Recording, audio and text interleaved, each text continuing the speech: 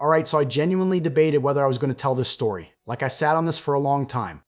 Not because I was protecting anybody, this person does not deserve to be protected, but because every time I thought about it, I had to relive it, and reliving it is not something I enjoy doing.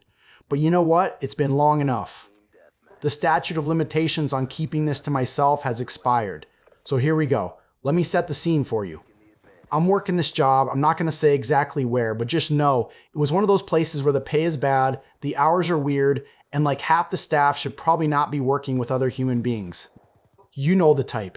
Every workplace has that one person where you're like, how did you get hired here? Who interviewed you? What did you say in that interview that made someone go, yeah, this is the guy. This is who we want representing us. Anyway, the coworker in question, I'm going to call him D because that's not his name, but it feels appropriate. D was a character, and I don't mean that in a fun way. I mean it in the way where like from the very first day you clock him and you go, okay, I need to keep an eye on this one. Not because he was aggressive or anything like that, just because he had this energy. Like something was slightly miscalibrated. Like he was operating on a frequency that didn't quite match everyone else's. You know what I mean? Just slightly off in a way you couldn't put your finger on, but your gut was clocking it immediately. First few weeks he was whatever. Showed up, did his thing, didn't bother me. I minded my business, he minded his. I'm not a nosy person by nature. I'm not walking around trying to know everybody's situation. I go in, I do what I need to do, I go home. That's the whole plan. So D and I existed in the same space without any real interaction, and that was fine with me. Then I started noticing things, little things at first. Like he'd disappear for stretches of time that didn't make sense for whatever he said he was doing. You'd ask where he went, he'd say bathroom, cool. But bro was gone for like 20 minutes. That is not a bathroom trip, that is a journey. That is an expedition. And he'd come back looking, I don't know how to describe it, relieved is the word. Like a man who had resolved something within himself. And I clocked it, but I didn't say anything because again, not my business. Then one day I'm in the back, and I want to be very clear about the geography here because I think it matters. There is no reason for what I walked into. There was no ambiguity. There was no alternate explanation I could have landed on. What I saw was what it was. Immediately, completely, undeniably. D is back there. Pant's situation is not correct. I'm going to leave it there. Pant's situation is deeply, fundamentally not correct. And I need you to understand the confidence with which he was doing this. He's just going for it, like fully committed. No hesitation, no awareness that he is in a place of employment surrounded by other people. Just absolutely locked in. And here's the thing that really got me. The thing that I think about more than anything else when this memory surfaces against my will at like 11 p.m. on a random Tuesday. It wasn't that he was doing it. It was his face. Because he heard me come in, he registered that I was there, and he looked at me, full eye contact, and just kept going. Didn't stop, didn't flinch, didn't even have the decency to look embarrassed. Just looked at me like I was the one who had done something wrong by being there. Like I had walked into his house uninvited. Like the audacity was mine, and I want to tell you that I handled it with grace and authority. I want to tell you I said something. I want to tell you I immediately went and reported it, and the situation was dealt with swiftly and professionally. But what actually happened is my brain just kind of went offline for a second. Like it encountered something it had no folder for and just started buffering. I stood there for what felt like a full minute, but was probably 4 seconds, and then I left. I turned around and I walked out, and I stood in the hallway and I said to nobody in particular what is happening. And that was just the first time, so you'd think that would be a one-time thing, right? You'd think a person does something like that, gets caught, and the embarrassment alone is enough to course correct the behavior. Like basic social wiring kicks in and the situation resolves itself naturally. That's what a normal person would think. I thought that. I was wrong. Because D did not stop. And this is the part that genuinely broke something in my brain. Not the initial incident, as traumatic as that was. I could have filed it away as a bizarre isolated event and moved on with my life. What I could not file away was the realization that this was not an isolated event. This was a lifestyle. This was a routine. This man had looked at his life, looked at his options, and decided that work was going to be the place where he did this. Regularly, consistently, with zero apparent shame or self-awareness. I started piecing together the timeline, and the pattern was right there the whole time. I just hadn't had the context to read it correctly. The long bathroom trips, the disappearing act, the relieved face when he came back. It was all the same thing. It had always been the same thing, and once I knew, I could not unknow it.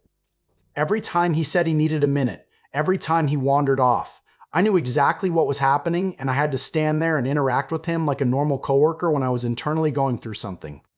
The worst part was the after. Because D would come back from these little sessions and just seamlessly re-enter the flow of work, no transition period, no decompression, just straight back into whatever task was in front of him like nothing had happened. Touching things, handling things, going about his day with a peace and a calm that I frankly found offensive given the circumstances, and everyone around him had no idea. They're talking to him, joking with him, going about their day. And I'm standing there like a man who is seen behind the curtain and cannot unsee what's back there. I want to talk about the psychology of being the only person who knows something like this, because it is a specific kind of torture that I don't think gets discussed enough. You can't bring it up casually. There's no version of that conversation that goes well. You can't just be like, hey, so anyway, did you guys know about D? That's not a sentence you can say to coworkers you've known for 3 months. So you just carry it. You walk around with this information that has no outlet, no place to go, just sitting in the back of your head, taking up space and occasionally surfacing at moments you really don't want it to. I thought about reporting it, obviously. Like that was the logical move, and I knew it was the logical move. But here's the situation. The manager, and I'm not making this up, the manager was not going to be useful here. Without getting into too much detail, the management structure at this place was not exactly built on principles of accountability and professionalism. It was built more on who knew who and who was willing to look the other way on what.